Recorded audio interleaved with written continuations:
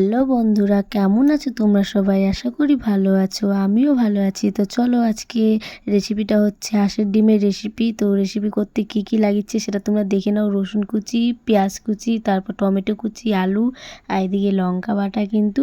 তো চলো, এদিকে কিন্তু আমি কড়াই বসিয়ে দিয়েছি। কড়াইয়ের মধ্যে সর্ষের তেল দিয়ে দিলাম। এই যে সর্ষের তেল দিয়ে এখন আমি ডিমগুলাকে ভালোভাবে হলুদ লবণ দিয়ে আমি মাখিয়ে নিব। ডিমগুলাকে সব ডিমগুলো গায়েতে একবারে কি সুন্দর করে মাখিয়ে নিতে হবে, ভালোভাবে মাখিয়ে নিয়ে তারপর আমি ডিমগুলাকে কিন্তু ভেজে নিব।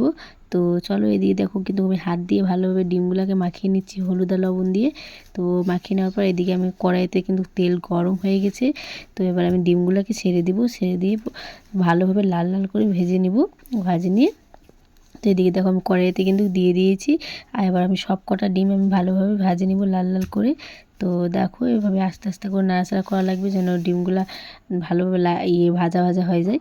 তো এদিকে আমাদের কিন্তু ডিম একবার লাল লাল করে ভাজা হয়ে গেছে। তো এবার আমার ডিমগুলোকে তুলে নিব।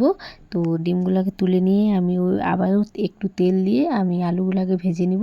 সেই আলুগুলোকেও লাল লাল করে একবার সেম ভাজে নিব। আর হলুদ লবণ দিতে হবে, হলুদ লবণ দিয়ে আলুগুলোকে লাল লাল করে ভেজে নিব। তো ভেজে নিয়ে আলুগুলোকে সেম ওভাবে লাল লাল করে ভাজে তুলে নিব। তো চলো, এই যে দেখো আমার হলুদ গুঁড়ো দেওয়া হয়ে গেছে আর লবণও দিয়ে দিলাম। তো দিয়ে দেওয়ার পর তো এবার আমি কিন্তু আলুগুলোকে লাল লাল করে ভাজা হয়ে গেছে। তো চলো তুলে নিই। তো এবার আবারও সেম অল্প একটু কড়াইতে আবারও তেল দিব। তেল দিয়ে আমি ফোড়ন দিয়ে দিব কিন্তু।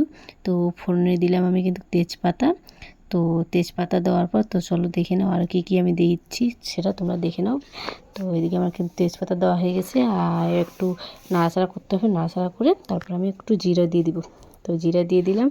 আর জিরে দেওয়ার পর এখন দেখো এবার আমি পেঁয়াজ কুচি দিয়ে দেবো একটু।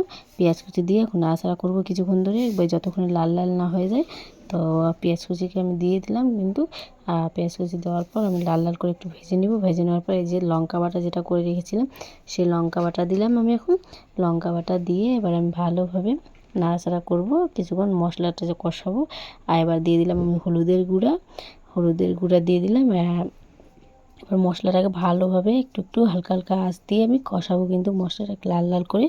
তো এদিকে দেখো কিন্তু আমার মশলা এদিকে অনেক কিছু দেওয়া হয়েছে। এবার আমি টমেটো দিব আর রসুন দিলাম। যে রসুন ছাড়িয়ে রাখেছিলাম সেই রসুনটা আমি পরে দিলাম। তো রসুন দিয়ে এবার মশলাটাকে ভালোভাবে একটু জল দিয়ে কষানো লাগবে।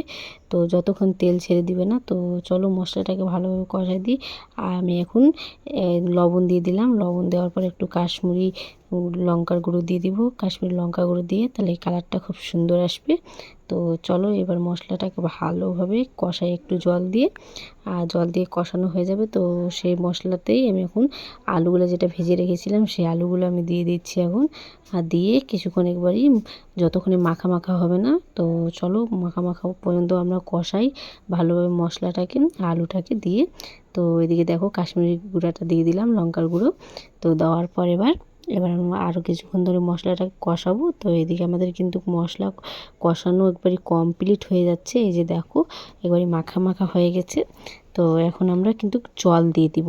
তো এই যে দেখো মশলাটা কি অতটা সুন্দর হয়ে গেছে। তো চলো আমার মশলা কষানো হয়ে গেছে, এবার আমি জল দিয়ে দিলাম। আর জল দিয়ে দেখো যতক্ষণে ফুটে উঠবে না। তো চলো এখন ঝোলটা ভালোভাবে ফুটে উঠুক। ফুটে ওঠার পর তো আমি ডিমগুলো কিন্তু দিয়ে দিব। তো এদিকে দেখো আমার ঝোল ফুটে উঠেছে। এবার আমি হাঁসের ডিমটা দিয়ে দিলাম। তো এই রেসিপিটা খুব তাড়াতাড়ি হয়ে যায় আর খুব সুন্দর হয় কিন্তু খেতে। তো তোমরা অবশ্যই বাড়িতে এই রেসিপিটা করে দেখো হাঁসের ডিমের ঝোল। তো দেখো এবার আমি গরম মশলা দিয়ে দিলাম। গরম মশলা দিয়ে কিন্তু আমাদের রেসিপিটা হয়ে গেছে। তো তোমাদেরকে কেমন লাগছে সেটাও কমেন্টের মাধ্যমে জানাও। আর ভিডিওটা যদি ভালো লাগে তাহলে লাইক কমেন্ট শেয়ার করে দিও। আর চ্যানেলে যদি নতুন থাকো তাহলে চ্যানেলটা সাবস্ক্রাইব করে দিও। তো এদিকে দেখো কিন্তু আমাদের ডিমের ঝোলের রেসিপি হয়ে গেছে। তো চলো টাটা।